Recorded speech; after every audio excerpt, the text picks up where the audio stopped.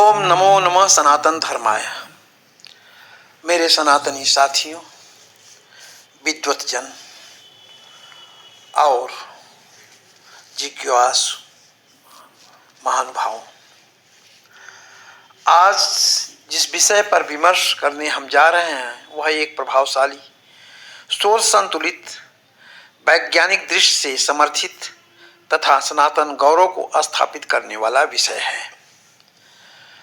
आज का विषय है विज्ञान की कसौटी पर सनातन विमर्श के सैद्धांतिक आयाम। जी हाँ, जब कोई कहता है कि सनातन केवल आस्था है तो हमें मुस्कुराना चाहिए, क्योंकि सनातन केवल आस्था नहीं, वह अनुभव है, वह दर्शन है, वह विज्ञान है। आज हम भावनात्मक नहीं बल्कि बौद्धिक और वैज्ञानिक दृष्टि से चर्चा करेंगे।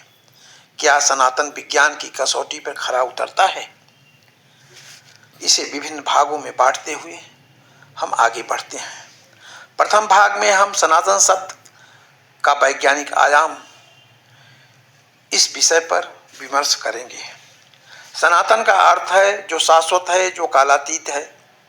विज्ञान क्या खोजता है? विज्ञान भी उन्हीं शाश्वत नियमों को खोजता है, जैसे गुरुत्वाकर्षण, ऊर्जा संरक्षण, गति के नियम इत्यादि। सनातन दर्शन में ऋत की अवधारणा सृष्टि का शाश्वत कॉस्मिक आर्डर है। ऋग्वेद में कहा गया है, ऋतम च सत्यम च अभिधात तपसो अध्यजायत। यह वही सिद्धांत है जिसे आधुनिक विज्ञान नेचुरल लॉ कहता है। आगे दूसरे भाग की तरफ हम पढ़ते हैं। ब्रह्मांड, विज्ञान और वेद के बीच सामंजस्य। आधुनिक विज्ञान कहता है ब्रह्मांड का विस्तार हो रहा है।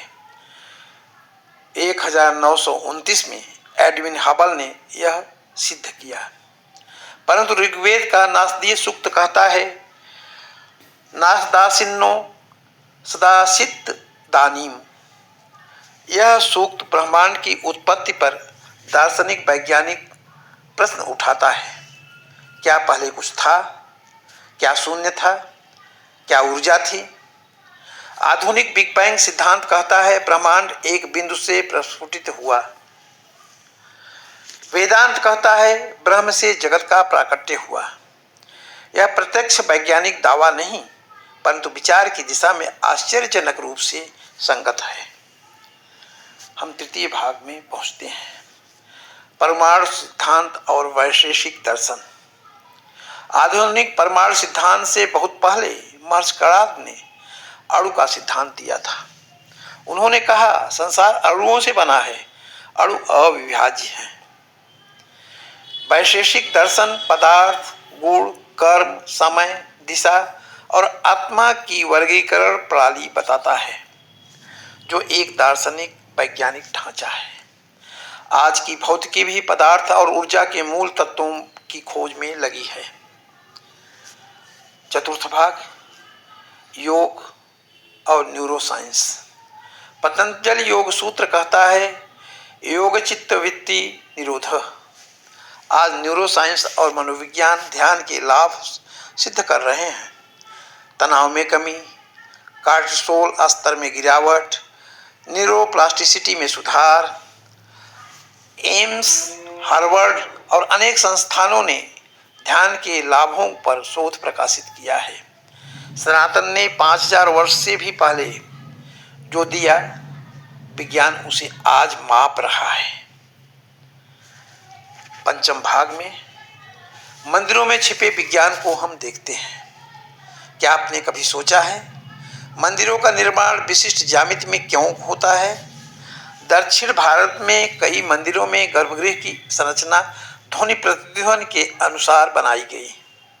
उदाहरण के लिए बृहदेश्वर टेम्पल, यह केवल आस्था का केंद्र नहीं, यह वास्तु, ज्यामिति, ध्वनि विज्ञान का अद्भुत उदाहरण है। मंदिरों के शिखर, विमान, ऊर्जा संचयन और ध्वनि प्रसारण की विशेष संरचना रखते थे। घंटी की ध्वनि, उसकी आवृत्ति जो साधारणतः 7 सेकंड तक प्रतिध्वनित होती है, जो मस्तिष्क के दाएं और बाएं गोलार्ध को संतुलित करने में सहायक मानी जाती है। यह अंधविश्वास नहीं, ध्वनि विज्ञान का एक अद्भुत प्रयोग है। षष्ठम भाग में मठ और ज्ञान परंपरा की ओर हम ध्यान केंद्रित करते हैं। भारत के मठ केवल धार्मिक केंद्र नहीं थे, वे विश्वविद्यालय थे। नालंदा विश्वविद्यालय यह विश्व का महान ज्ञान केंद्र था। आयुर्वेद, गणित, खगोल, तर्कशास्त्र सबका अध्ययन यहाँ होता था। आर्यभट्ट, भास्कराचार्य, सुश्रुत, इनकी खोजें आज भी विज्ञान की नींव बनी हैं।